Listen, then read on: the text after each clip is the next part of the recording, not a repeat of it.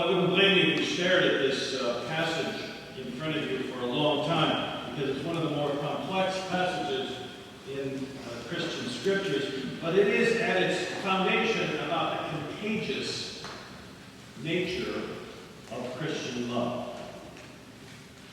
It talks about how the Son gets it from the Father, how we get it from Jesus, and how we share it amongst ourselves, and however the elements of friendship and the command function, however the relationships between parent and child and servant and master, however all that works out, at the base of it is this idea that somehow this love gets propagated, gets shared. It is a contagious thing. A learning, a catching, something very central to our lives. Scientists have a name for something when you catch an emotion from somebody else. It's called emotional contagion. Doesn't sound quite pleasant, but it is what it is. Emotional contagion. It is a phrase coined in the year 2000 when three psychologists, Drs. Wild, Erb, and Bartel, determined how deeply we can be affected by even pictures of other people's faces. So they would they had a bunch of pictures of people who in various emotional conditions. And they would flash these on a screen in front of people, and they had them all wired up, and they would measure there all sorts of responses, and they would ask them to identify, were they feeling afraid, were they angry, were they feeling loving, what were they feeling at the time, and they would correlate the feelings to the measurements and the polygraph kinds of things. And some of the pictures only stayed up in front of people for half a second, 500 milliseconds. And yet, even so, there was clear and definite response just for seeing the picture for just a flash. People felt the same way as the emotion of the picture. Just a little bit. But measurable. And it didn't matter what gender you are quite so much. It didn't matter all sorts of things, how old you are. But it happened so quickly that the scientists believed that this was hardwired way back down into our primal brain. That there is something about us that shares our feelings, whether we like it or not, way, way back in our brains. Emotional contagion. Skip ahead 14 years, and last summer there was research done about how even the internet has this emotional contagion. That people who share certain kinds of posts on Facebook or who read certain kinds of posts, who see pictures of kittens, are more likely to share pictures of kittens. That there is a certain sort of thing that happens to us that changes us, that makes us like that thing, and more likely to do that thing again. That there is a thing that we do on the internet called sharing, which has a whole new meaning now. 20 years ago when you shared something, it meant one thing. Now when you share something, it means something completely different. It has some emotional texture to it that you pass on to the next person. Things go viral on the internet when this contagion takes place, and people find it so interesting, or so moving, or so powerful, and it just sort of goes everywhere. Millions and millions of hits happen. About in February, there was a story that went through Facebook and went all over the internet with good reason. And it's such a powerful story, I'll share it.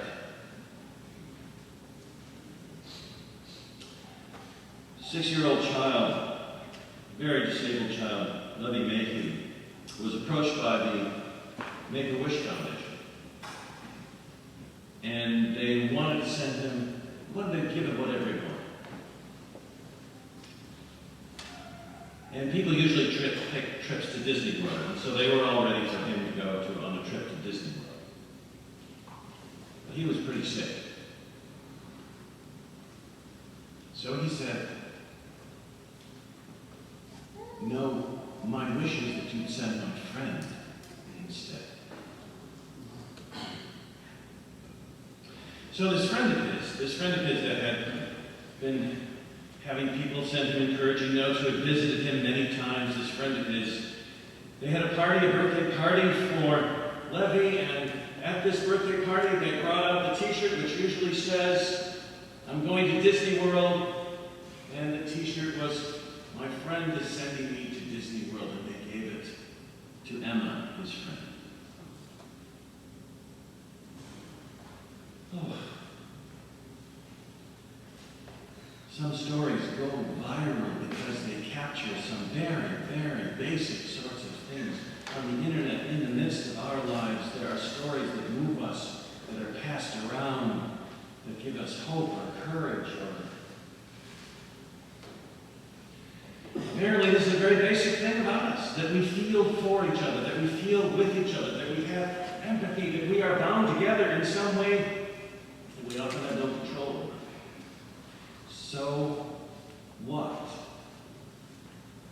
So what does this mean for us? This fact of emotional contagion, this fact that is shared in the scripture here about how the Father's love is in the Son and how the Son shares the love with us and we're supposed to share it with each other. How does this affect the way we should be? And it's apparent that we ought to pick our environments, virtual and otherwise, very carefully, because the people we hang around with are going to affect us. The people we hang around with are going to affect us. You can now look around to see if you want to be influenced by the people. We catch the feelings of the people we hang around with, which is sort of, I suggest to you, why we come to church. That we catch the feelings of hope. That there is a contagion to the understanding that there is something positive and powerful going on in the world, and it can be a part of our lives. That we contract an attitude of joy. And Jesus says, I have come that my joy might be in you and that your joy might be complete. And we come here to catch a little bit of that. Even when our week has been rotten, even when something happened and we ran out of gas alongside of the road and then we come here to reset again and to look into each other's eyes and know that there is something wonderful going on in the world. And we can be a part of it too.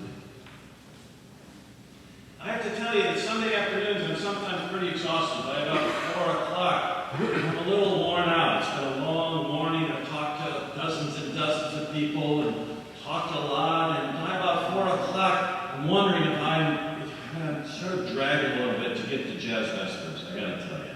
5 o'clock, every Sunday. And I sort of, okay, well, we'll do this again. We'll go there. And I get there, and by 5:05, I have forgotten all my weariness. There is not one part of me that regrets being there, because I am filled with the joy that the musicians are sharing. I'm filled with the people that have come to sort of share this joy and this place. And the idea that an hour ago I was sort of flagging doesn't make sense to me anymore. We choose our environments.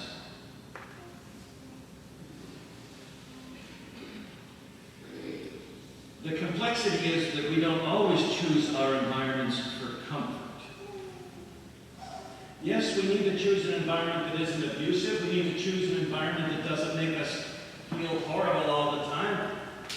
We talk to people in workplaces that they find a meaning, and man, it is not pleasant at all. And people come home from work every day feeling defeated because the people they're hanging out with and the system they're working in is just awful.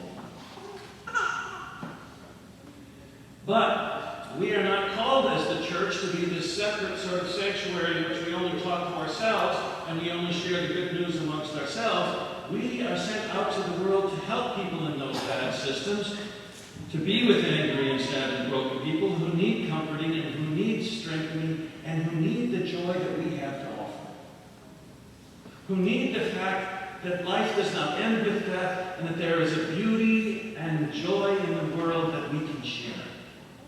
So we do not always choose our environments for comfort, but we do choose our environments intentionally to share this joy that Christ has brought for us, that we might even sacrifice some of our own joy to relieve another's pain or to live with another's pain. How do we share this love? How do we go about this viral business just a little bit more complicated than sharing a kitten video on Facebook. Although I think that might be part of it. Because, you know, when you watch those kitten videos, you sort of, yeah, you're nodding your head. They sort of make you feel good when you see 6 golden retrievers jump out into the water for the first time. Was that on this morning? Or when you see a baby and a kitten or something, and you're sort of reminded again of the sweetness and innocence of life. But sharing is more than that. It's using the words and stories of hope. And so we tell each other the stories of how you slept through your baptism and how peaceful it was. We will tell each other the stories that give us hope and charm us with this joy that God has for us. We will tell each other the stories about how this church burned to the ground and was built up faster than was imaginable because people believed in what this place was about. We will tell each other a story about a man who we thought was dead, but who is strangely alive because of who he was and who he is. We will tell each other these stories of hope, and they will give us power and direction, and we will share these words and this love because that is how we are people together. This emotion, this Christian love is contagious. And we will share unequivocal signs of love. Now, I know not all of you like this business of passing of the peace that we started in earnest a few years ago. Because, you know, you have to actually interact with each other a little bit, and sometimes your problems are, you know, pretty overwhelming, and you just as soon not say hello to the person next to you. I feel that way sometimes. But when we say the passing of the peace, there's something, when we say it in worship, we say that there's something about this germ of faith that is shared with each other. There is something about this that we cannot do alone, and that we pass this peace amongst ourselves, and that we share it. And someday someone's tank will be low and be filled, and someday someone's tank will be overflowing and share. And this is how the peace will come to us as we look at each other and share past this peace. It is sort of a germ. It is the opposite of when Daniel says, well, you know, it's cold season, so you don't have to actually shake hands because we don't want to pass that germ. But there is another germ to be passed. And it happens with looking at each other or fist bumps or whatever it is that we do to maintain this contact. But there is the germ of Christian love that is to be passed amongst us. It is to be exchanged and encouraged and shared. And we do it in the passing of the peace, and we do it in this baptism. We do it with this sign that says that this love is passed to another generation, that this love is passed to yet another person, and that this love is going out into the world and is inherently to be shared. Not a secret that changes our life, but a truth that changes the world. This is the contagion that we are called to. All of this will require us to be in contact with each other in some way. Maybe it's on Facebook. Maybe it's at church on Sunday morning. Maybe it's at the farmer's market. But it is the nature of our faith to be in touch with each other. That we share this business that we, as Jesus says, love one another. It is not good for us to be alone, God says at the very beginning. At the very beginning. It is clear that it's not good for us to be alone. So we gather here to catch each other. To catch each other. It's a catchy phrase, but it is what we are gathered here to do. To catch each other. May the love of Christ that has caught us, may the love of Christ that we are commissioned to share, may the love of Christ that is shared from above and all around be with you now and always. Amen.